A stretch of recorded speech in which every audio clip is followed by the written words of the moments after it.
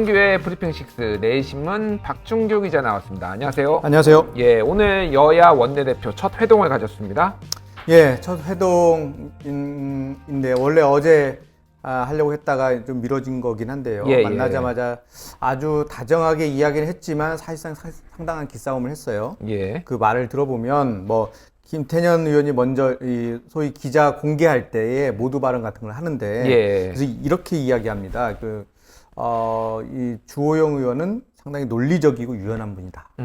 물론 그 많은 라디오에 방송에 나오셔서도 상당히 논리적이고 유연하시다, 합리적이다 이런 얘기를 했는데 그 얘기를 다시 한번 돌려서 보면은 논리적이고 유연하셔야 됩니다. 이런 얘기로 들려요. 예전에 그렇게 이미지가 있었으니 계속 앞으로도 그렇게 해라라는 뭐 압박인가요? 발목 잡지 말고 떼 쓰지 말고 유연하고 논리적으로 해달라 이렇게 이제 부탁하는 건데 주호영 대표 물러설 수 없죠. 이 이야기를 한 부분들을 보면 상생협치 국회가 되게 해달라 이런 얘기거든요. 그러니까 이게 상생협치 야당이 할 수 있는 게 아니거든요. 상생을 하고 협치를 하려면 여당이 좀 자세를 야당 중심으로 이제 바꿔달라. 많이 양보도 해주고 좀 의석수 많다고 해서 막 통과시키고 이러지 말아달라 이런 그런 걸로 해석이 됩니다. 예. 뭐 언중유골이라고 그렇죠. 어쨌든 덕담하면서 한 번씩 치고 받았네요. 네네.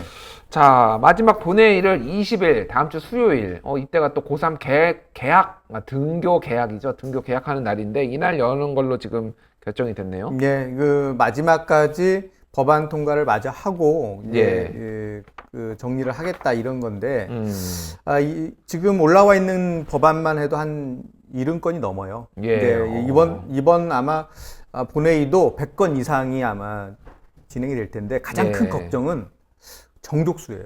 정족수. 아니 떨어진 사람이 많으니까 이분들이 나오기가 참 뭐해요.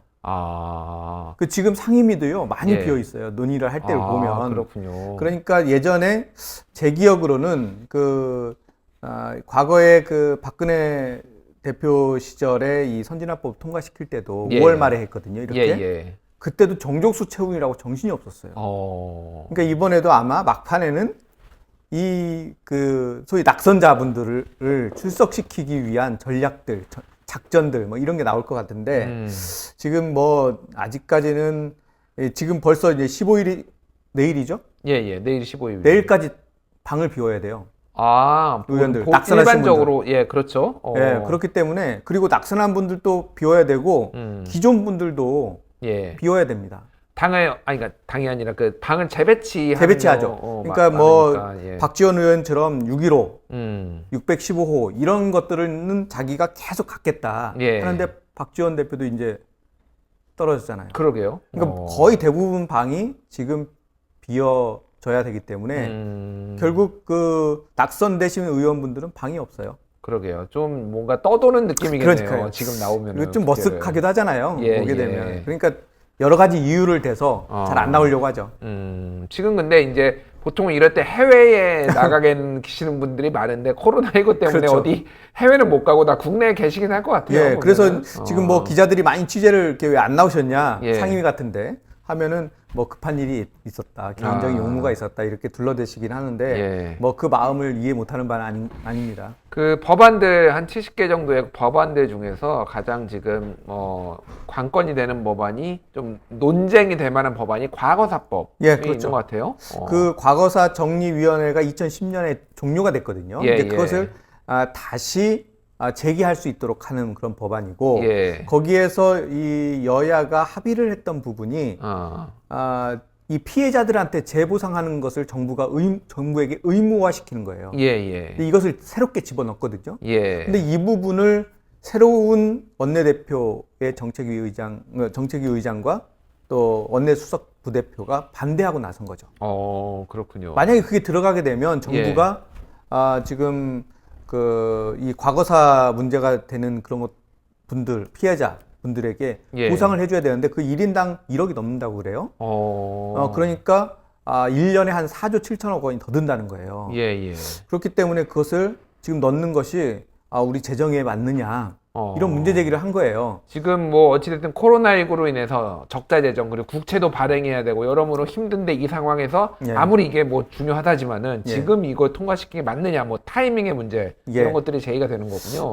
그렇죠. 그 원래 법안에는 이 피해자분들에게 그런 이 보상이 아니라 어떤 명예회복이라든가 이런 부분들을 할 수 있는 방안을 강구하도록 돼 있거든요. 예. 이제 그런 부분들에서 조금 한 발 더 나아가긴 한데 이 그 형제복지원이나 이 대상자가 되시는 분들이 뭐 4.3이라든가 예. 또는 그 6.25 때 이제 양민학살 소위 얘기해서 노근이 사건이라든가 아니면은 예. 거창 양민 사건이나 이런 부분들 피해자분들이거든요. 근데 이분들 입장에서는 그렇게 쟁점이 된다면 일단 예. 빼고 일단은 과거사 진상부터 먼저 조사할 수 있도록 예. 위원회부터 가동시키자 이런 의견들을 줬다는 거예요. 그러니까 그렇군요. 일단 그것을 빼더라도 재보상 문제를 빼더라도 갈 수 있는 통과는 시키는 그런 방향으로 현재는 방향이 잡혀 있습니다. 그렇군요. 알겠습니다. 자, 미래통합당 얘기를 좀 해봐야 될 것 같은데 오늘 미래통합당과 미래한국당이 회동을 했어요. 그러니까 그렇죠. 정확하게는 주호영, 원유철 이 두 분이 회동을 했는데 합당으로 수순으로 가는 건가요, 지금? 그렇죠. 이제 합당은 하겠다 이렇게 발표를 했으니까요. 그동안 많이 논란이 됐었던 이 서로 두 개의 교섭단체로 어떤 전략적인 뭘 모색하는 거 아니냐 이런 그 의구심이 많았었는데 이 부분은 좀 해소가 됐어요. 예, 예. 그런데 이제 20대에서 합할 거냐, 21대에서 합할 거냐 이건 잘 모르겠어요. 그러니까 이달 말까지 예. 통합이 모든 절차가 끝날 것이냐 아니냐는 아직은 확정이 안 돼 있죠. 그게 뭐 어떤 의미가 있는 건가요? 아니면 그냥 뭐 시간 관계상 그게 안 될 가능성이 있다라는 건가요? 많은 사람들이 그것을 무슨 의미 이렇게 해석을 하던데 예. 제가 보기에는 의미라고 보기에는 되게 어려운 게 예. 결국에는 합당을 할 거니까요. 그러니까 그렇지만 이제 민주당이 통합당하고 협상을 할 때는 예. 통합당이 103석이라는 전제로 이제 협상을 하겠죠. 예. 그래서 위원장을 그 자리를 협상을 할 때는 177대 103으로 18을 18석을 나누는 방식으로 해서 위원장 수를 아마 계산을 할 거고요. 그 이상의 그런 새로운 변수는 없을 걸로 예상이 됩니다. 그렇군요.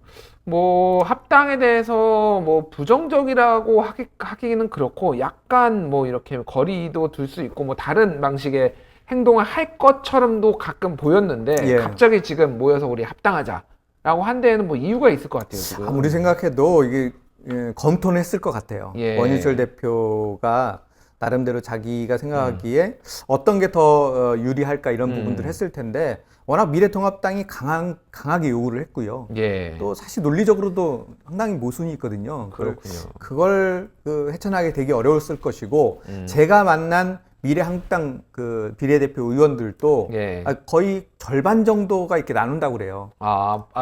합당을 할지 하자. 아니면 독자 노선을 할지 뭐 이런 거를 하자 아니면은 결정한 대로 따르겠다 뭐 이런 식인데 예. 그렇게 되면은 사실 이 동력을 확보하기가 좀 어렵죠. 그리고 또 하나는 이게 교섭단체를 만들어야 되는데 아직 교섭단체가 안 되잖아요. 한석이 모자라잖아요. 예. 근데 한국당하고 국민의당하고 합치기는 상당히 어려운 측면이 있거든요. 예. 그러면은 결국은 미래통합당이 오케이를 해줘서 한 명을 보내줘야 되는데 미래통합당이 그걸 허용할 수가 없는 거죠, 상황적으로. 그렇군요. 뭐 여러모로 예. 그러니까 뭐 사실 교섭단체를 만들지 않으면은 예. 좀 그렇게 밖에 있는 것도 별 큰 의미가 없어요. 없는 예. 그런 상황이고 알겠습니다. 근데 조건을 달았습니다.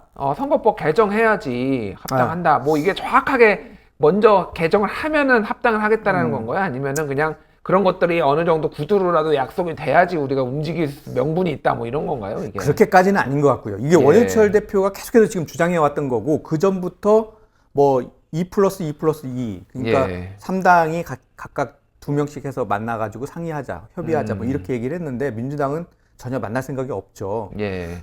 그런 상황에서 지금 계속해서 이 공직선거법 특히 이 연동형 비례대표제를 폐지하는 방법을 계속 주장을 하고 있는데 예. 사실 이 부분은 미래통합당도 원하는 방안이거든요. 그런 측면에서 보면 21대에 가면 또 새롭게 공직선거법 개정에 대한 얘기가 있을 텐데 사실 이 부분은 민주당도 좀 바꾸고 싶어 해요. 사실 민주당 입장에서는 지금 그냥 전에 병립형이라고 하고 그리고 예. 지금 소선거고 이제 이거를 유지하는 게 굉장히 훨씬 더 유리하다라고 생각할 수밖에 없어요. 그렇고요. 그런 측면이 있고요. 또 하나는 이게 지금 문제가 된 것이 비례정당을 만들 수 있는 그런 그 풍토가 만들어진 거 아니에요. 이것을 차단하려고 하는 의지가 있는 거예요. 민주당 입장에서는. 그래서 그때도 비례정당이 나올 가능성이 있었기 때문에 공직선거법을 바꿀 때에 이것을 못 나오게 하기 위한 방법을 상당히 고민을 했었어요. 그래서 30명으로 캡을 씌운 거죠. 30명만 연동형 비례대표제로. 그런데 그게 원래는 20명으로 하고 싶었거든요. 처음에 그래서 뭐 뒷얘기들이 나왔었죠. 예전 중앙일보가 기사를 썼는데 뭐 심상정 대표를 좀 비난하기도 하고 그런 얘기들이 이제 민주당 쪽에서 나왔었죠. 그렇죠. 민주당에 그때 협상했던 분들을 제가 만나보면 그때 상황을 설명할 때에 20석으로 캡을 씌워서 20명만 비례대표 20명만 연동형 비례대표제를 적용했다면 실제로 계산을 시뮬레이션을 해보면 미래통합당이 이 비례 정당을 만들 이유가 별로 없어지는 거죠. 그걸로 인해서 의석수가 많이 안 늘어나는 거예요. 그렇군요. 그런 걸 생각해 보면 민주당 입장에서도 이것을 어떻게 하면 이 비례정당이라는 병폐를 다시 반복되지 않도록 할 수 있을까? 이 부분에 대한 고민을 현재 갖고 있습니다. 그렇군요. 어쨌든 그럼 연동형 비례대표제 자체를 다시 병립형으로 완전히 바꾸겠다 이런 거는 아닌 것 같아요. 민주당 같은 경우에도. 그렇죠. 그렇게 하기에는 본인이 주도했던 공직선거법 개정 자체를 부인하는 것이 되기 때문에 그렇게는 하기 어려울 거고요. 어떻게 하면은 이것을 이 꼼수가 안 들어가지 못하도록 하는 방안, 이 부분에 대한 고민들이 있을 것 같습니다. 그 방안으로 뭐 여러 가지가 논의가 되는데 하나가 이제 석패율제 도입. 이번에 도입이 안 됐는데 석패율제는 한마디로 얘기하면은 지역에서 아쉽게 당선된 사람을 비례로 붙이는 거잖아요. 아쉽게 떨어진 분들. 아쉽게 떨어진 분들을. 그러면은 어쨌든 그분들이 비례를 내야지만 정당이 비례를 내야지만 석패율제가 의미가 있게 되니까 사실상 석패율제로 하면은 무조건 그 정당이 비례를 내게 되고 위성정당을 설령 만든다 하더라도 그 위력이 매우 반감되는 거. 또 하나는 아예 법으로 비례를 무조건 4개, 지역구를 내는 정당은 비례도 명부도 4개 하는 뭐 방안까지도 검토가 된다, 뭐 할 수 있다라는 얘기들은 있어요, 지금. 그때 당시에도 사실 민주당이 그 중앙선관위에 여러 가지 방법들을 제시하면서 얘기를 했는데 사실 선관위에서는 쉽지 않다 이렇게 이야기를 했다고 해요. 그러니까 지금 말씀하신 대로 석패율을 안 한다는 전제하에서 그 논의를 했기 때문에 더 이상 사실 이게 법으로 제재하기가 이 정당 활동을 제재하는 거거든요. 못 내게 한다, 내야만 한다 이것은. 그러니까 그것을 법으로 하기에는 좀 어려운 측면이 있기 때문에 석패율제를 도입하게 된다면 자연스럽게 이 문제는 해결될 수 있을 것이고, 또 하나는 뭐 이게 의원 수를 좀 더 늘려서 비례 의원 수를 확대시켜서 또 다른 방식으로 이 연동형 비례대표제의 진정한 의미를 살리도록 하는 그런 방안들도 아마 같이 논의될 가능성이 있습니다. 알겠습니다. 어쨌든 21대 국회 출범하고 이 선거법 개정안이 어떻게 논의가 되는지 저도 굉장히 궁금해요. 사실은 어떻게 변할지 관심을 좀 갖고 지켜보도록 하겠습니다. 자, 정의당 얘기를 자연스럽게 좀 해야 될 것 같은데요. 정의당 심상정 대표가 내년 7월까지가 아마 임기인 것으로 제가 알고 있는데, 지금 아무래도 그때까지 임기를 채우지는 않고 새로운 리더십 얘기가 지금 정의당 내부에서 굉장히 많이 나오고 있고, 정의당 내부에서 이번 총선에 대한 평가와 함께 뭔가 심상정 대표가 뭐 잘못했다라기보다는 어쨌든 뭔가를 이제 변화를 줘야 된다, 뭐 이런 내부 분위기가 있는 것 같아요, 지금. 지금 뭐 상당히 오랫동안 진보 정당 실험 해서 어느 정도 이제 탄탄한 기반을 다졌는데, 이번에 뭔가 획기적으로 한 계단 올라갈 수 있는 시점에서 결국에는 그 20대와 똑같이 6석, 그리고 게다가 지역구에서는 단 1석밖에 얻지 못하는 이런 어떻게 보면 아주 졸전을 했죠. 그 결과에 대한 책임은 어떤 식으로든 지도부 입장에서는 가만히 있을 수가 없는 상황이고, 그동안 계속해서 그런데도 불구하고 자리를 심상정 대표가 지킬 수밖에 없었던 것은 사실 대안 부재론이었거든요. 그렇군요. 그 다음은 그러면 어떤 분이 리더십을 가져갈 수 있었을까? 정의당에서 사실 이정미 체제도 해봤지만 이게 성공적으로 평가받지를 못했거든요. 그렇다면 세대교체 이야기가 나왔는데도 불구하고 못했던 그것 어떻게 극복할 수 있을까가 더 큰 지금 과제라고 볼 수 있습니다. 그렇군요. 어쨌든 권영길, 노회찬, 심상정, 권노심 이 세 사람이 어떻게 보면 이제 진보정당의 어떤 간판으로서 역할을 했는데 이분들도 어쨌든 나이도 많이 든 것도 사실이고 뭐 아직 현역으로 왕성하게 활동을 할 수는 있지만 특히 이제 노회찬 의원의 부재가 좀 아쉬운데 그렇죠. 이럴 때 딜레마인 게 지금 원내에 들어간 분들이 다 좀 정치력이 사실은 검증이 안 된 상황이고 그렇다고 원외에 비의원을 대표로 선출하는 것도 좀 만만치 않고요. 이거 되게 굉장히 딜레마겠어요, 지금. 그러니까 그런 부분들을 어떻게 또 다시 이렇게 정비를 할 것이냐가 사실 또 다른 숙제가 될 텐데 정의당 입장에서는 지금 이제 총선 평가에서 아주 최근 이제 몇 번의 이렇게 토론회를 보면 상당히 그 강한 그 쇄신을 요구하는 그런 목소리들이 많았어요. 이제 그런 측면에서 보면은 심상정 대표도 세대 교체에 대해서는 물러설 수 없는 어떤 개혁 방안이라고 이제 인정을 하고 있는 상황이라 어떤 식으로 바꿀 건지 본인이 본인의 얼굴을 바꿀 것인지 본인을 바꿀 것인지 아니면 다른 사람들을 더 이렇게 부각을 시켜서 지도 체제를 좀 더 쇄신할 것인지 이런 것들을 조만간 아마 결정하게 될 것으로 보입니다. 그렇군요. 정의당 굉장히 사실은 저는 개인적으로 좀 지켜보고 있어요. 그러니까 이번 뭐 이거를 패배라고 보기는 그렇고 어떤 굉장히 애매한 성적이 나와서 어쨌든 근데 본인들이 원하는 목표가 나오지 않았는데 이거의 위기를 어떻게 돌파할 것인가 당의 정체성을 어떻게 강화할 것인가 굉장히 뭐라고 해야 되나 지금은 이번에 선거 결과를 보면은 어떤 뭐 여성, 젠더 이런 뭐 청년 이런 것들이 전면에 부각된 측면이 있잖아요. 1번, 2번. 그것이 정말로 정의당의 색깔로 굳어질 것인가 저는 약간 좀 많이 지켜볼 포인트가 있는 것 같아요. 그러니까 이제 정의당의 방향이 되게 중요한 게 지금 민주당을 보면은 민주당이 거대 야당이 됐잖아요. 거대 여당이 됐잖아요. 그럼 민주당이 사실 적극적으로 변화를 하기가 좀 어려운 측면이 있어요. 이게 배가 크면요. 이게 틀기가 어려워지잖아요. 그렇죠. 이 각도를 줄여가면서 그 멀리 틀어야 되잖아요. 그렇기 때문에 이럴 때는 이 빠르게 판단하고 더 개혁적으로 나갈 수 있는 그런 대안 세력이 더 필요한데 이때 역할을 정의당이 적극적으로 해줘야 되는 상황이 된 거죠. 그러니까 어떻게 보면은 앞으로 갈수록 민주당이 조금 우클릭할 가능성이 높아요. 안정적으로 운영해야 되기 때문에요. 그렇기 때문에 이럴 때는 더더욱 그 진보 진영의 또 다른 대안 세력이 오히려 이 전체적인 진보 진영의 균형을 잡을 수 있는 그런 역할을 할 수 있을 텐데 그런 측면에서 정의당이 좀 더 발빠르게 자기 정체성을 다시 한번 확인할 필요가 있을 것 같습니다. 그리고 뭐 좀 부채라고 해야 되나 그런 것들이 지난 국회에 비해서 20대 국회에 비해서는 좀 몸이 가벼워질 것 같아요. 왜냐하면 어쨌든 180석을 가지고 있기 때문에 민주당이 판단해서 모든 거를 다 공이든 과든 다 책임을 지는 거고 정의당은 이중대 그 뭐 프레임에서 벗어날 수 있죠. 비판은 비판대로 하고 뭐 협조할 건 협조할 것대로 하고 좀 정체성을 더 강화할 수 있는 계기도 되지 않나 이렇게 보여져요. 사실은 지난번에가 오히려 더 좋긴 했죠. 왜냐하면 그때는 이제 캐스팅 보트 성격이 있었죠. 그렇죠. 그때는 그 한 석 한 석 또 한 목소리 한 번의 목소리가 상당히 중요하게 스포트라이트를 받았고 그것이 실제 의정 활동에서 영향력을 미쳤는데 지금은 영향을 미치기가 상당히 어렵거든요.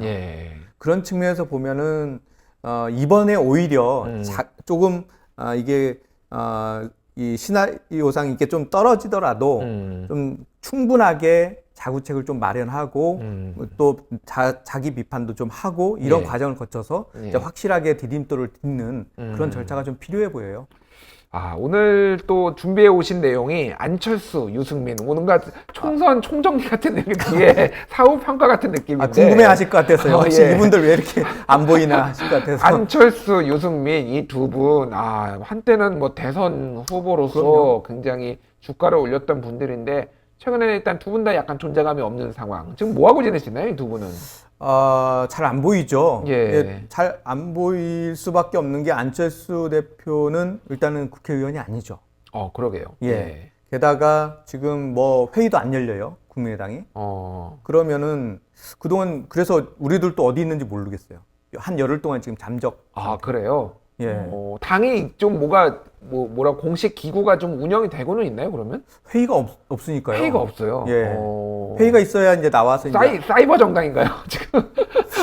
사실 메시지를 내더라도 이게 좀 뭔가 새로운 것들이 나오고 또 그것이 어떤 언론을 통해서 또는 다른 방식으로 이게 뭔가 변화를 요구하고 이 주장이 이제 드러나야 될 텐데 예. 지금 뭐 얘기한다고 해서 크게 누가 이렇게 관심을 갖고 그러진 않잖아요. 그러게요. 그러니까 예. 나와서 할 수 있는 얘기도 한계가 있을 것이고 사회적 영향력도 떨어지니까 지금 뭔가 고심을 많이 하고 있을 것 같아요. 이런 상황에서 어떻게 할까. 그러다가 최근에서는 미래한국당하고 합쳐볼까 이것도 있었잖아요. 예. 예, 뭐 이 의견이 좀 같다면 예. 누구든 같이 할 수 있다 이렇게 이야기해서 뭐 연합, 뭐 합당까지는 아니고 연합 성격을 좀 제시를 하긴 했죠. 그래서 예. 이제 미래한국당하고 이제 교섭단체 만드는 것들도 사실 고민을 했던 것 같아요. 예. 근데 국민의당이 먼저 오퍼를 하기에는 좀 어렵고 한국당이 해주기를 원했던 거죠. 근데 뭐 통합을 한다고 하니까 예. 지금 아무것도 다 될 수 없는 그런 상황이 돼버렸죠. 그렇군요. 너무 1인 정당 이미지가 너무 강해서 너무 강하죠. 예, 좀 그거를 희석시키고 시스템으로서의 당을 좀 만드는 게 우선이 아닐까 저는 그런 생각이 드는데 유승민 의원도 예. 오히려 지금 김무성 의원은 존재감이 있고 뭐 그런데 유승민 의원은 뭐 하는지 모르겠네요, 진짜. 소위 친유계가 다 떨어졌잖아요. 아, 친유계가. 예, 지금 바른정당, 그러니까 예. 예전에 이제 바른정당이 안철수 대표하고 합쳐서 바른미래당이 됐죠. 이제 그렇죠. 그 다음에 바른정당 사람들이 그대로 다시 복당을 합니다. 예. 근데 그분들이 제대로 자기 지역구를 못 나가잖아요. 다 다른 지역구 나가면서 모두 떨어지잖아요. 예. 그래서 사실상 실질적으로 유승민 대표도 지금 불출마된 상황이라 예. 지금 존재감이 거의 없는 상황이죠. 그래서 이제 지금 당대표 과연 도전할 수 있을까? 예. 이렇게 되는 거죠, 현재는. 그렇군요. 당대표를 만약에 도전을 할 경우에는 당원들의 선택을 받아야 되는데 그렇죠. 지금 미래통합당 같은 경우에는 지난 황교안 대표 시절에 예. 그 태극기 부대가 뭐 정광훈 목사를 위시한 그분들이 엄청 들어와가지고 지금 그렇죠. 굉장히 우클릭이 돼 있는 상황이거든요. 그렇죠. 그래서 당대표 되기도 쉽지 않을 것 같고. 그렇죠. 전혀 세력이 없으니까요. 예. 그러니까 어떻게 보면은 본인이 아주 쇄신의 그 아이콘으로 딱 자리를 잡았다면은 세력이 없더라도 그냥 데려와서 이제 모양새를 만들 수가 있을 텐데 이미 이 유통기간이 좀 지난 듯한 그런 느낌이 들기 때문에 새롭다 이런 이미지도 없고요. 그런 의미에서 어떤 대상자, 후보자, 이 하마평 이런 데서 별로 안 나오는 상황이죠. 그렇군요. 고심이 깊어질 것 같은데 어쨌든 뭐 대선 후보였던 분들이니까 또 나름의 역할을 본인들이 찾지 않을까 한번 생각을 해봅니다. 알겠습니다. 지금까지 브리핑 식스 내신문 박종규 기자였습니다. 감사합니다. 감사합니다.